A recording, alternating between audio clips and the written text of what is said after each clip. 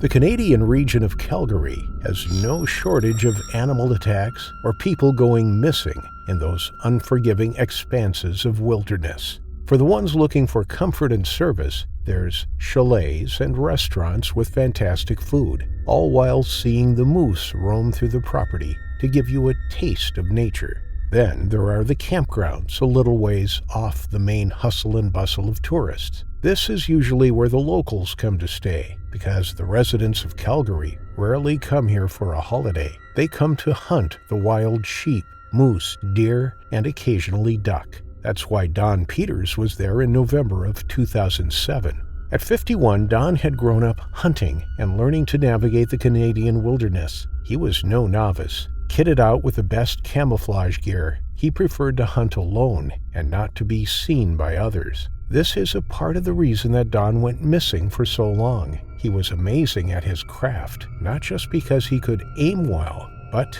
because he knew how to hide. Don notified a friend of his trip before he left, making it clear that he was leaving on Friday and planned on returning on Sunday afternoon. Normally, he'd down a buck, slaughter and dress it there in the field, and pack it neatly in his truck before he made the trip back home. He arrived on Friday as he'd planned, paid for a camping spot, and set out into the forest. He never intended to sleep in a tent inside the confines of the campgrounds, but the groundskeeper knew this by now. Don was a regular there, and the man who booked him in knew him well. He even commented that he expected to see Don earlier in the season, and that he barely made it in time before the winter snow set in. Don had indeed been held up by the regular ins and outs of life, and he would have preferred to have his freezers full a month ago. But at least this late in the season, he wouldn't have to worry about bears, since they all would have settled down to hibernate by now.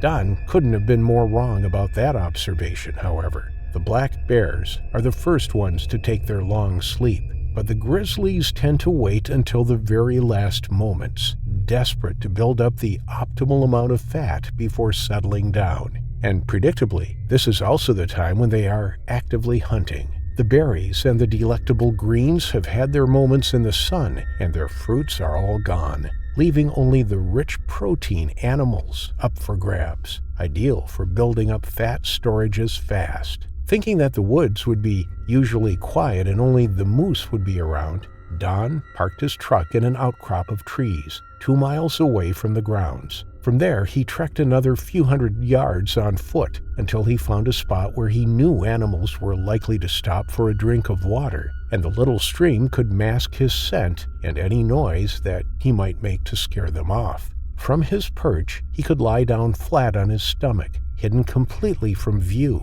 waiting patiently for the right opportunity to pull the trigger. Friday afternoon came and went, with only 2 tough old bulls coming in for a drink. Don let them be and decided to wait for a better opportunity to come by. He slept in his truck that night, not bothering to make a fire. Instead, he just ate from the cooler that he packed with beef jerky and sandwiches. The next morning, he set out again. The early morning brought in the game like he'd hoped. All of the beasts of the forest were out and about, and they always started their day with a drink first, but they were followed by something else. A lone grizzly was up and early too, but its mind wasn't on water. Just like Don, it was out hunting, and it targeted the easy picking by the stream's edge. Still unaware of the beast, only a few yards behind him, Don settled his sights on a particularly large bull and fired. Unfortunately, it was one of the rare times that Don made a bad shot. It went completely off target, not even coming close to the animal, and the bull leaped over the small stream, fleeing back into the cover of the trees. Don knew that his chance was gone. That blast would have alerted every animal in the vicinity of his presence, and it would be hours before anything worth taking down came up to the stream again. It was best that he abandoned his post until the dust settled and the animals came back on their own. So he put down his rifle, leaving it on the hidden platform, and headed back for his truck, thinking that he would have breakfast and maybe a hot cup of coffee before trying again. The grizzly that had been tracking the moose heard the shot and saw its prey heading into the trees, but its shock at the blast was short-lived because a new potential meal had just appeared, and that meal was Don. climbing down from his perch. The bear went still for a few seconds, waiting to see which way the man went, deciding on its next move. It was only 12 yards away from Don, almost invisible amongst the brown leaves and tree stumps. When Don had his back to the animal, it began to charge at full speed. It would have taken only seconds for the beast to reach Don, and with no rifle on him for defense, well, Don was as good as dead the moment he climbed off that ledge. Don turned at the sound of its nearing breath and the pounding of paws against the ground. He turned and was met with nearly a ton of muscle and winter fat that slammed him into the ground.